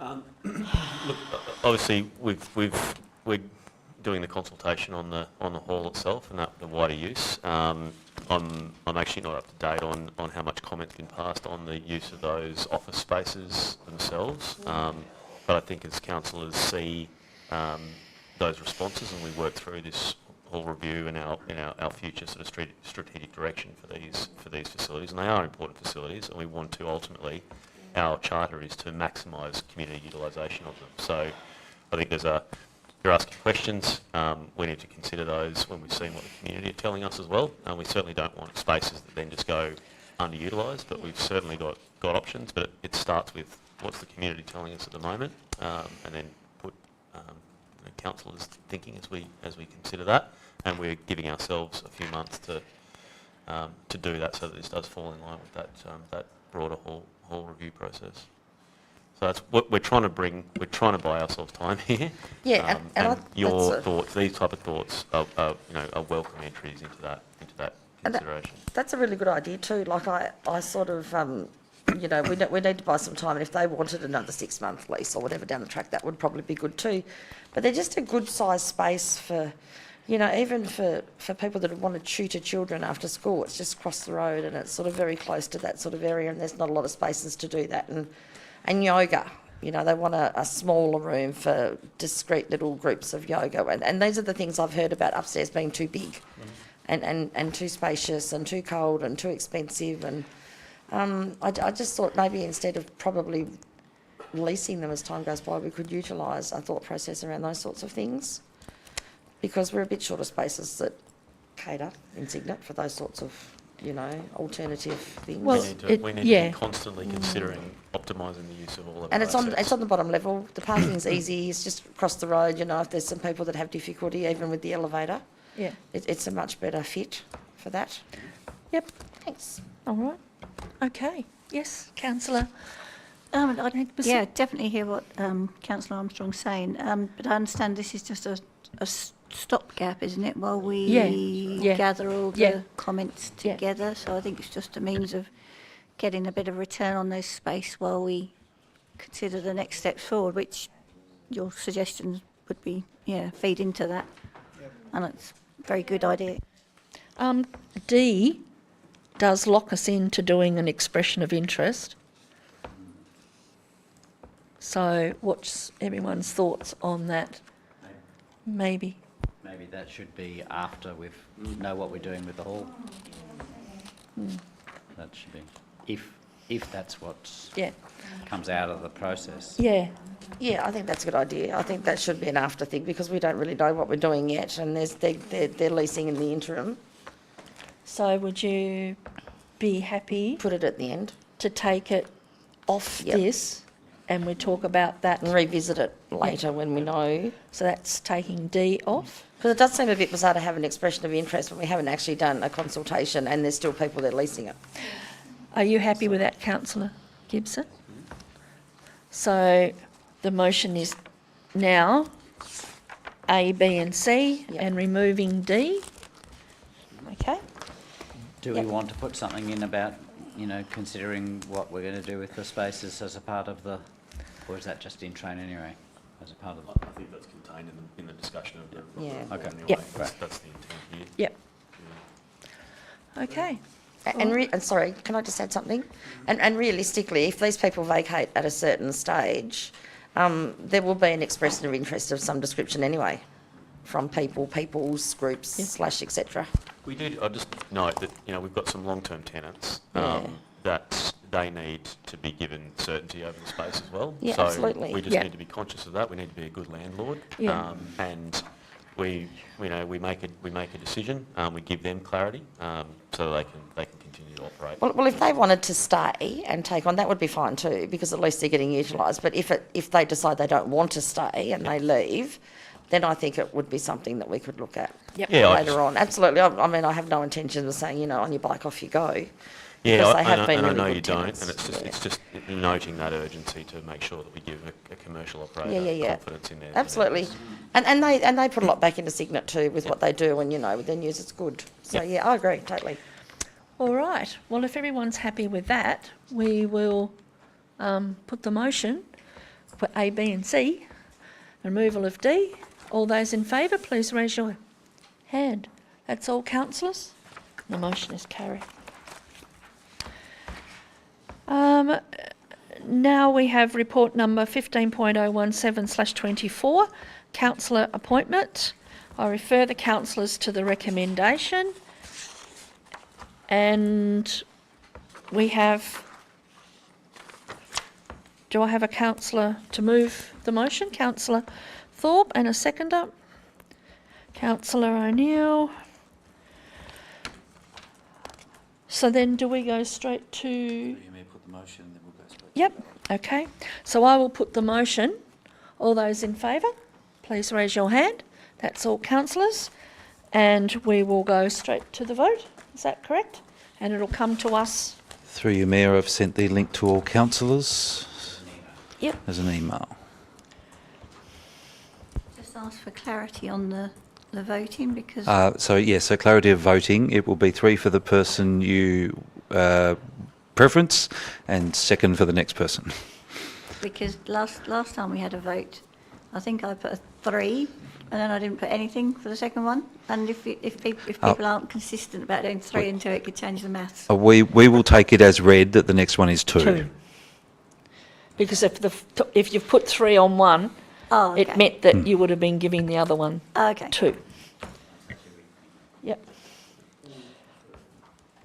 Can I just confirm, Mayor, that all councillors have received that? Can all councillors say they've got the email? Yep. Thank you.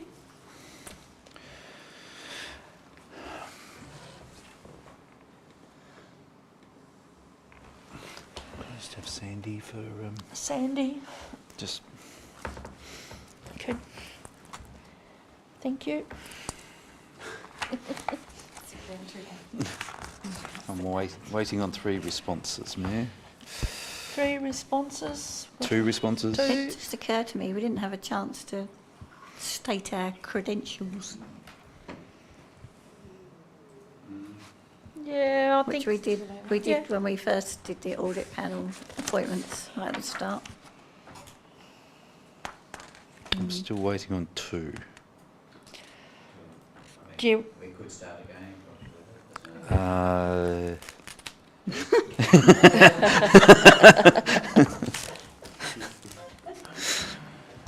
It is possible, Mayor. It'll just take a couple of minutes for me to reset it. I think that. Yeah.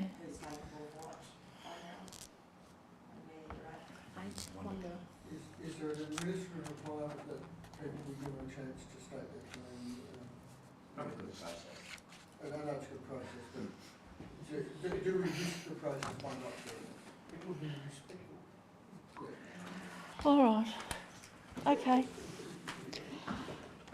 Councillor Camber-Smith, you're the first one on there, so would you like to start? Thank you, Mayor.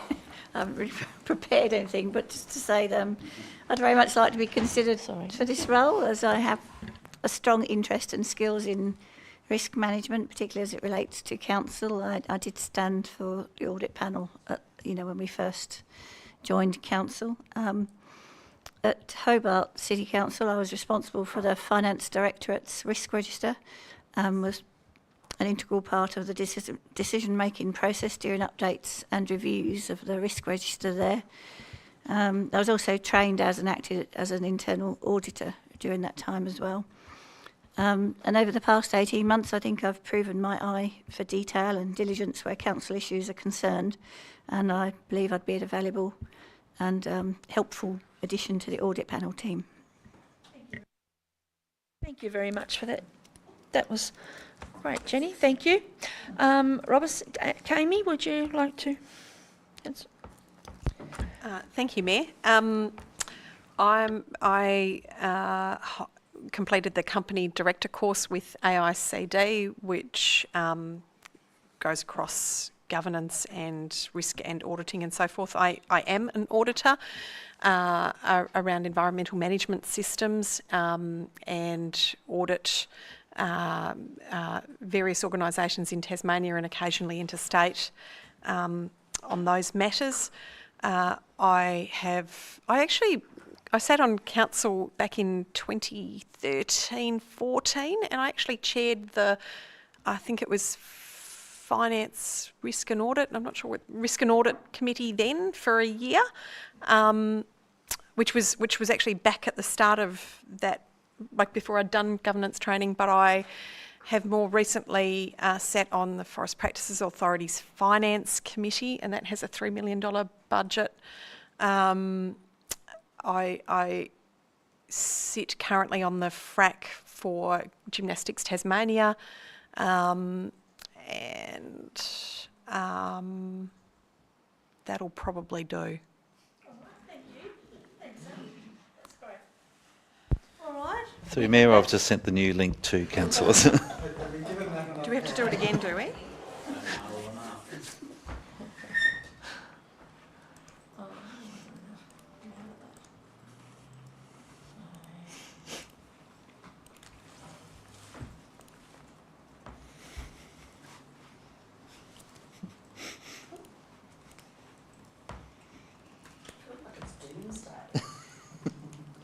Six. That's a big jump.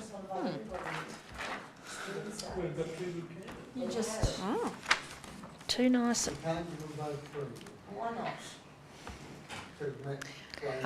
No, it will not work. Through you, Mayor, all councillors have voted. Thank you.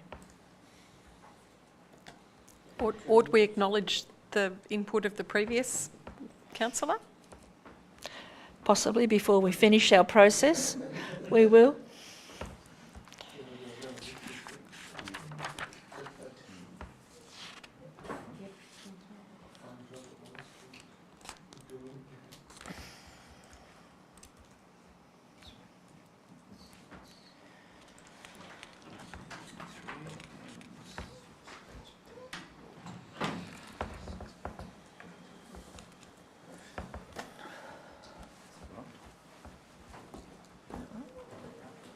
Yeah, I've got 22.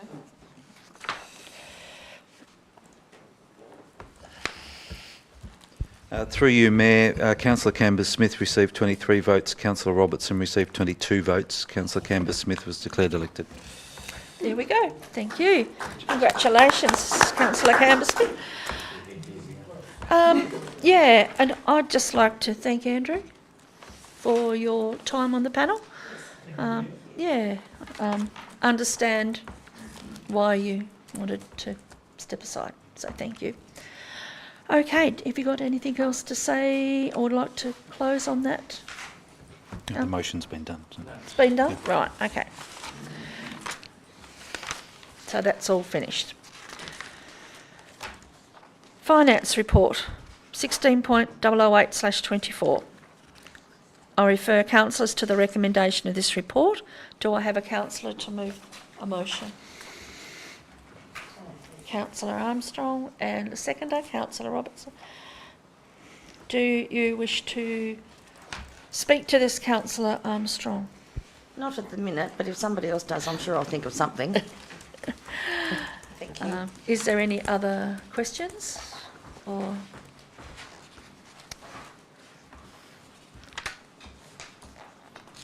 no? Okay, yeah. Financial report 16.008/24.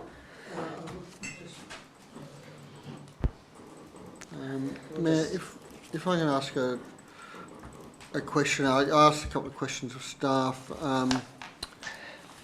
One was around the additional federal assistance grant of $467,000, and that was confirmed that was an untied grant, so that's just general revenue. So I just want to make sure there was no obligations to that. And I understand there was some new black spot funding, but we don't quite know yet what impact that will have on us. But that probably won't flow through to the next budget. So that's the second part of the question. Wait for it. And the third part of the question is, I note 19 CMF 002 Franklin Foreshore Redevelopment DA waiting on Crown land. Is that something we're doing down at the Franklin Foreshore? I'm not sure if I missed something there. That's in the capital tables. Okay. Yeah. I'll pass that through, if I may. So the Franklin Foreshore project could probably be described a little better. It's us working with, it's a project that's been in play for a number of years now. And it's us working with the Living Boat Trust and the Wooden Boat Centre in assisting them to develop their jetties for their facilities. So a grant was received, and we're actually in the process now of just putting in a project agreement with them to allow them to undertake the actual or lead the construction component of that. So it's sort of making it fit for purpose. So replacing what they have there with a better sort of wharf. Yeah.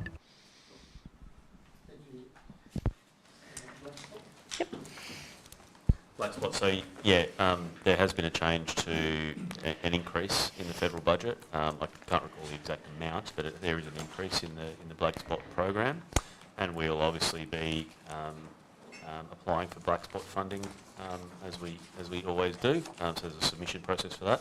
You might be talking about the Roads to Recovery, which has also been pumped up in the federal budget. There was something that I know Launceston made a comment that they received more money to in the paper yesterday. Yeah, so the allocations have changed, and ours actually just came through today, and it's roughly 5.8 million over the next 5 years for Roads to Recovery. Yeah, so received it today. So I think that's the number. I skimmed it later just before I came in. Yep.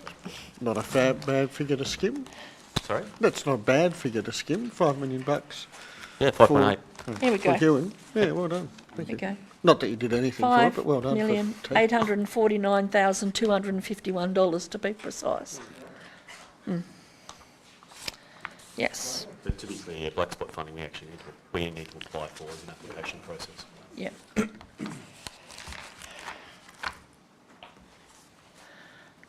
Is that all that we have? Yep. Okay.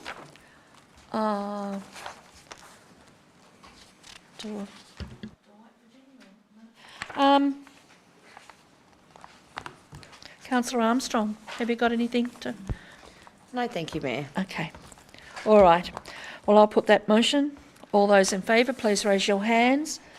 That's all present in the room. Thanks, Sandy. Adoption of fees and charges for the 24-25 financial year, report number 16.009/24. I refer the councillors to the recommendation. Do I have a councillor to move the motion, please? Councillor Jessup, and a seconder? Councillor O'Neill. Do you wish to speak to this, councillor? Mayor, just briefly, I note that we've all had a chance to workshop the fees, and the pleasing thing, I suppose, after we did put some up significantly last year, we've aligned them very much to probably less or almost less than CPI, about 3% or under, and some haven't changed. So, yeah, that's I think thank you to council staff for keeping down the costs where possible, but bearing in mind that we also have external costs that are increasing, like waste management and stuff like that. So there are things that we can't do sometimes. Thank you, Mayor.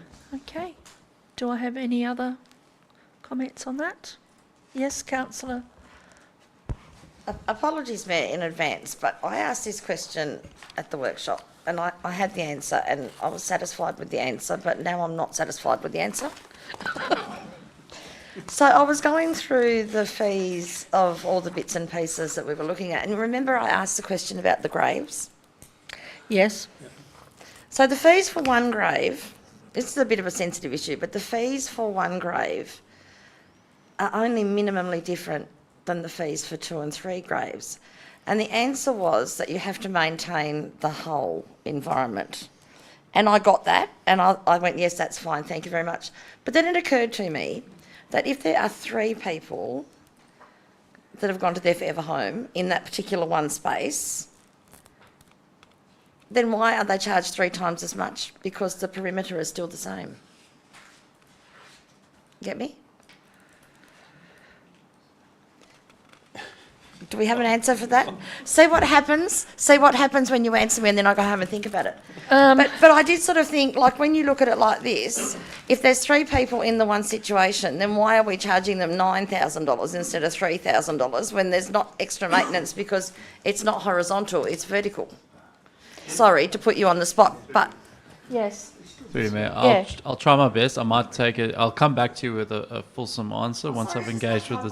No, that's fine. But once I've engaged with the team, but I'll have a. I was actually down at Dover Cemetery this last week. So, when you look at it, when you have 3, when someone has been allocated 3 sites for a family, for instance, they are actually not spaced as single sites. So single sites have a space between them, so there's a greater area. These are right against each other. So the 3 different, yeah. And when we have a heads up that a lot of people will book all 3 sites once off in the first end, it actually is easier for us in terms of we can do the initial work to get them ready. As a single action, and then obviously it's a lot easier as we go forward in the future when those graves are then utilised. So, but what I'll do is I'll go back to the staff, get a full answer in writing, and I can provide it to you. thank you. And I know that's a very unusual question, but you'd be surprised how many times I'm asked it Yep. as a Okay. councillor. Thank Because you. a lot of people do get concerned about this, and, you know, funerals are an expensive process for a lot of people, and they tend to want to book where they're going to be forever. And I'm not quite sure how to answer them because it's an unusual conversation to have with people. So thank you. Well, you will be able to answer that to the best Well, of your ability I once thought I you've had been it right, given but that. then I double guessed myself and then I had to ask again. Thank you. No problems. All right. So is there any other to do with fees and charges? Okay. All right. Well, I'll put the motion. All those in favour, please raise your hand. That's all councillors, and the motion is carried. Proposed road name 16.010/24. I refer the councillors to the recommendation. Do I have a councillor to move the motion? Councillor Armstrong and Councillor O'Neill. Same here. Do you have any problems with the name? No thanks, Mayor. I thought it was already called that. Okay, thank you. All right. No one against? Okay, I'll put that motion. All those in favour, please raise your hand. That's all councillors, and the motion is carried. Another one, proposed road name 16.011/24. I refer councillors to the recommendation. Do I have a councillor to move the motion? Councillor Gibson, and a seconder, Councillor Canberra-Smith. Do you... I don't really like close, but Close.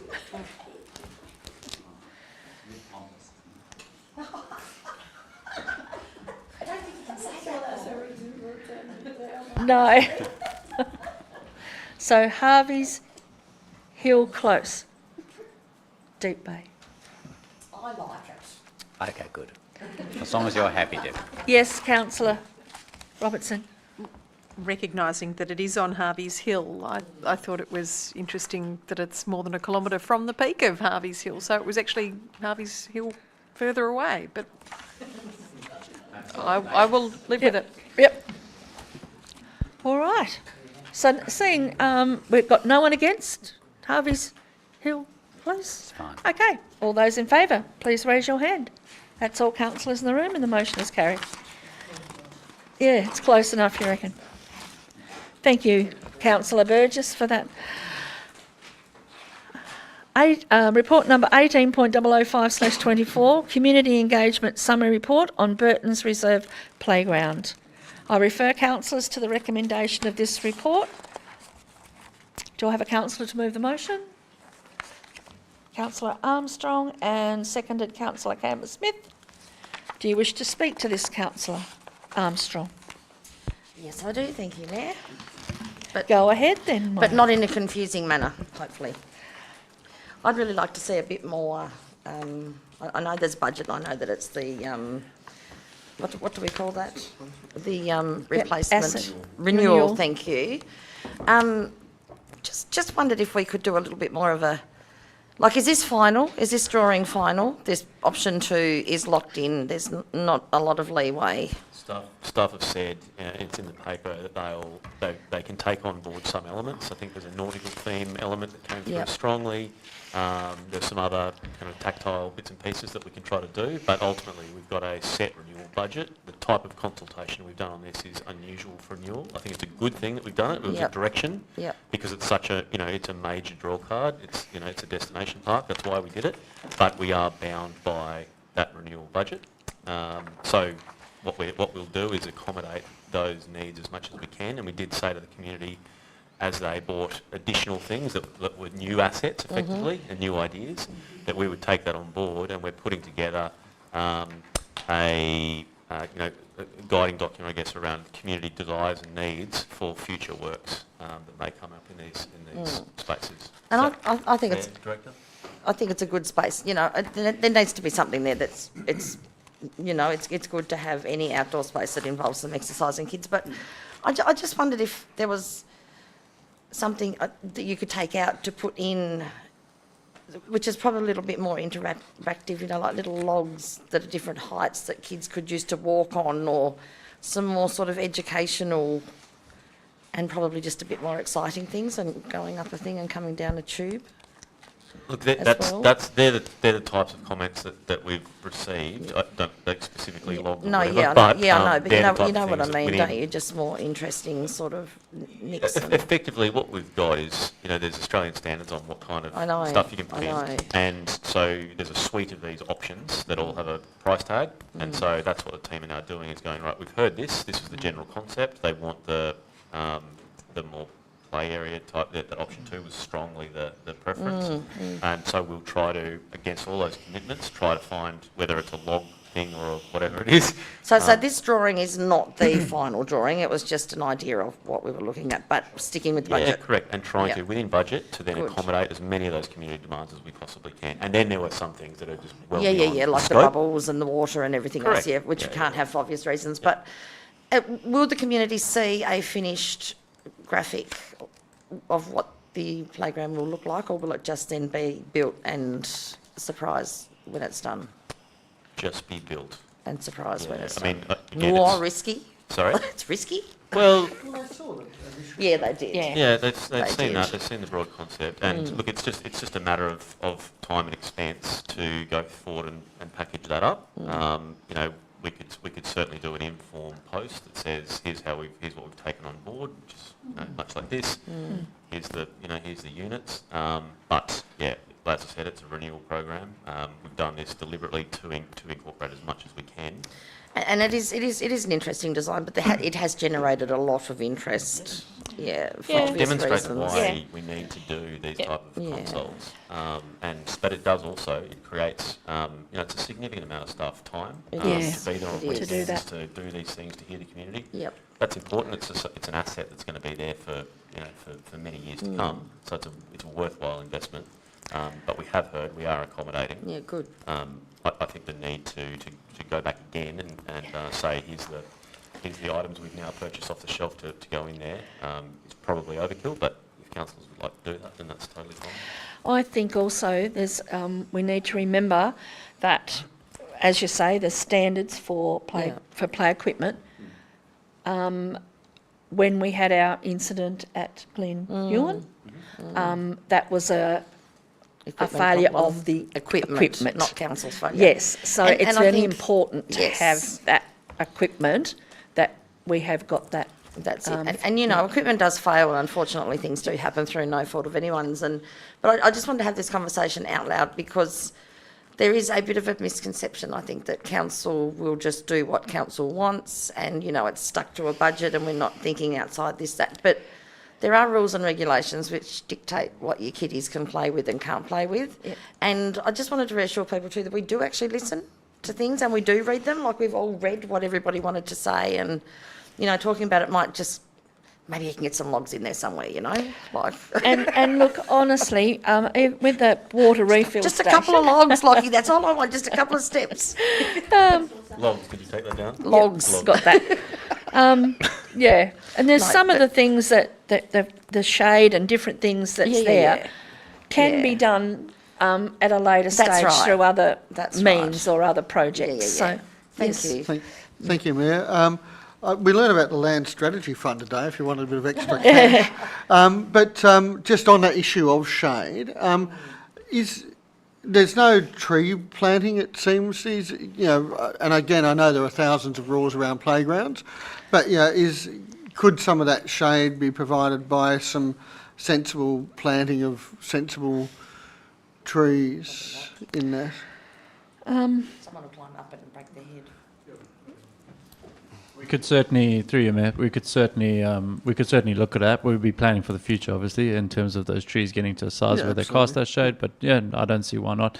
I mean, there's obviously shade cloth is incorporated into the current design, so there will be that shade element. But yep, notwithstanding that, we can explore it.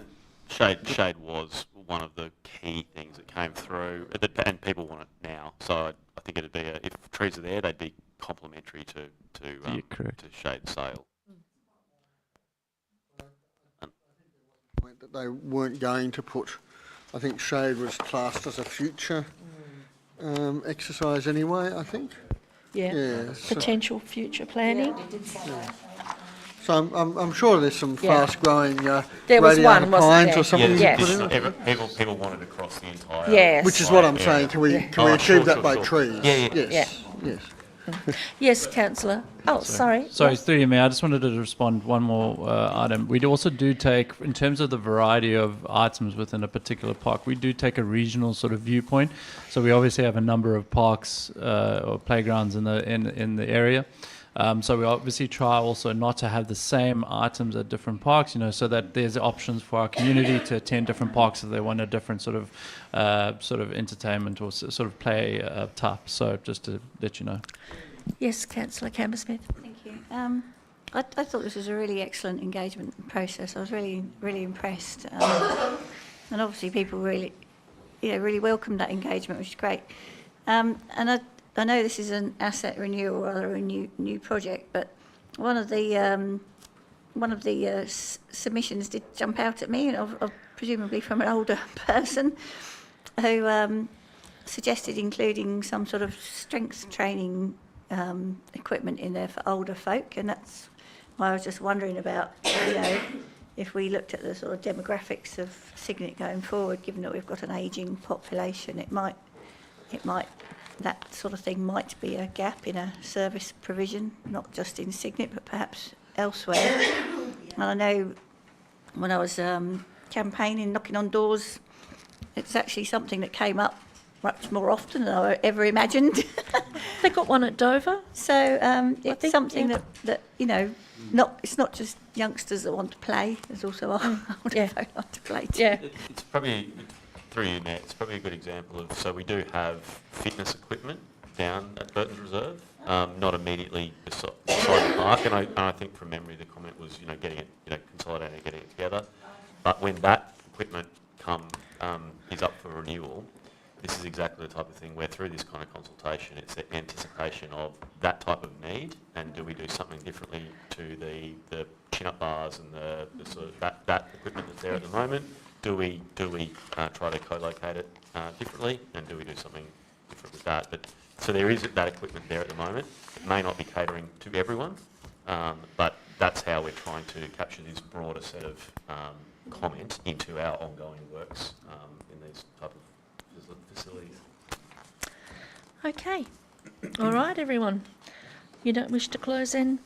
No, thanks. All right. I'll put that motion. All those in favour, please raise your hand. That's all councillors, and the motion is carried. We're about to move into closed council. So I'd like to thank those in the gallery tonight for attending and those watching at home.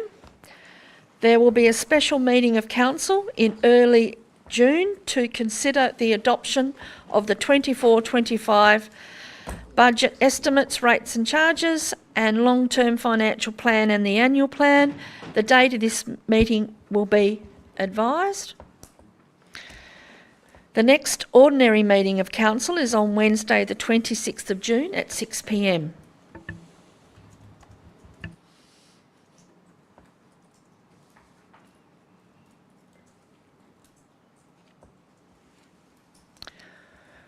The recommendation is that the meeting now be closed to the public at 8:05. Pursuant to Regulation 15 of the Meeting Procedures Regulation, to discuss the following matters: confirmation of minutes, general reports closed and tender street sweeper. And the proposed of the restructure.